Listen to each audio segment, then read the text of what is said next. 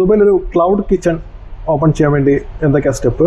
Cloud kitchen ഏകദേശം എത്ര cost ആവും? അതിൻ്റെ ഒരു ക്ലൗഡ് കിച്ചനെ സംബന്ധിച്ച് രണ്ട് രീതിയിലാണ് ക്ലൗഡ് കിച്ചൺ വരിക. ക്ലൗഡ് കിച്ചൺ ഫുള്ളായിട്ട് ഇൻവെസ്റ്റേഴ്സിനെയും ഇതാക്കാം, അതല്ല റീറ്റെയിൽ സ്പേസും നമുക്ക് എടുക്കാൻ പറ്റും. റീറ്റെയിൽ സ്പേസ് എടുക്കുകയാണെങ്കിൽ ക്ലൗഡ് കിച്ചന്റെ കൺസെപ്റ്റ് വെച്ചിട്ട് ക്ലൗഡ് കിച്ചന്റെ ആരാണ് അവർ ഹോസ്റ്റ് ചെയ്യുന്നത്, അവർ ബേസിക് അമ്യൂണിറ്റീസ് അവർ പ്രൊവൈഡ് ചെയ്യണം. Basic amenities in the sense അവിടെ ക്ലൗഡ് കിച്ചൺ നമ്മളൊരു സ്പേസ് എടുക്കുകയാണെങ്കിൽ normally cloud kitchen space 200 square ഫീറ്റിലുണ്ടാവും, 250 സ്ക്വയർ ഫീറ്റ് മുതൽ സ്റ്റാർട്ട് ചെയ്യാം, വലുതും ചെറുതുമായിട്ടുണ്ടാവും. അപ്പോൾ നോർമലി എല്ലാവർക്കും അഫോർഡബിൾ ആവുന്നുള്ളത് ഒരു 200 സ്ക്വയർ ഫീറ്റ് ആയിരിക്കും. ഈ 200 സ്ക്വയർ ഫീറ്റിനകത്ത് അമ്യൂണിറ്റീസ് വരിക, ഒരു കിച്ചൺ ഹുഡ് ഉണ്ടാവും, നോർമൽ ഒരു വാഷിംഗ് സിങ്ക് ഉണ്ടാവും, ഹാൻഡ് വാഷ് ഉണ്ടാവും, പിന്നെ കോമൺ ആയിട്ട് അവർക്കൊരു വാഷിംഗ് ഏരിയ, അതെല്ലാം ഓൾറെഡി ക്ലൗഡ് കിച്ചണിൽ അവർ അമ്യൂണിറ്റീസ് അവർ പ്രൊവൈഡ് ചെയ്യും. ക്ലൗഡ് കിച്ചൺ ആരാണ് ഹോസ്റ്റ് ചെയ്യുന്നത് അവർ പ്രൊവൈഡ് ചെയ്യും. നമ്മൾ ചെയ്യേണ്ടത് നമുക്ക് ആ കിട്ടുന്ന സ്പേസിനകത്ത് നമ്മൾ എന്ത് ഫുഡ് ഉണ്ടാക്കണം. അതായത് ചിലപ്പോൾ അവരൊരു 2 മീറ്ററിന്റെ ഫുഡായിരിക്കും അവർ നമുക്ക് പ്രൊവൈഡ് ചെയ്യുക, അതായത് ഹോസ്റ്റ് നമുക്ക് പ്രൊവൈഡ് ചെയ്യാൻ 2 മീറ്റർ ഉണ്ട്. ആ 2 മീറ്റർ ഫുഡിൻ അല്ലെങ്കിൽ 2.5 മീറ്റർ ഫുഡിന്റെ താഴെ എത്ര എക്യുപ്മെന്റ് നമുക്ക് വെക്കാൻ പറ്റും, ആ എക്യുപ്മെന്റിനെ ബേസ് ചെയ്ത് മെനു ഉണ്ടാക്കുക.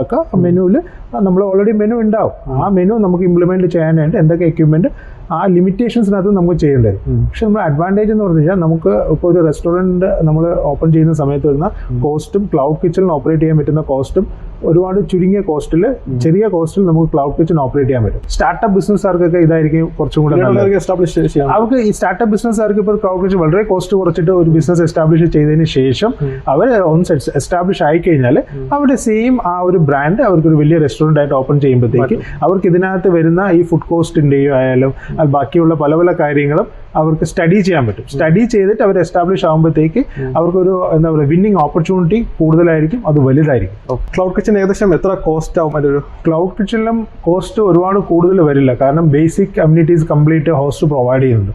നമുക്ക് നമ്മളുടെ ആവശ്യത്തിന് വേണ്ടിയിട്ടുള്ള സ്റ്റോറേജും കുക്കിംഗ് എക്യുപ്മെന്റും മാത്രം നമുക്ക് നോക്കിയാൽ മതി.